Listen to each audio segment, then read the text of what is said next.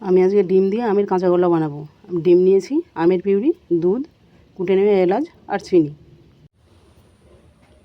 প্রথমে আমি ডিমের সঙ্গে কিছু গুঁড়ো দুধ মাখিয়ে নেব।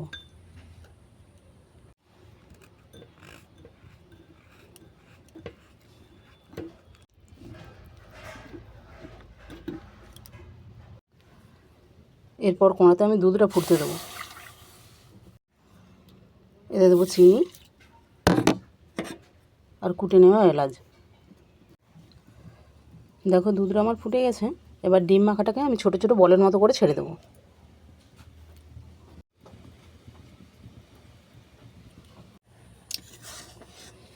দেখো ডিমের বলগুলো কেমন ভেসে উঠেছে। এবার এটাকে নামানোর 5 মিনিট আগে আমি আমের পিউরি দিয়ে দেবো।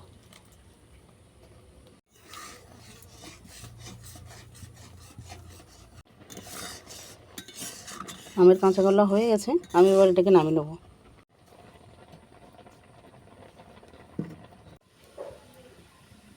এইভাবে ডিম দিয়ে আমের কাঁচাগোল্লা একবার বানিয়ে দেখো, তারপর জানিও তোমাদের কেমন লেগেছে।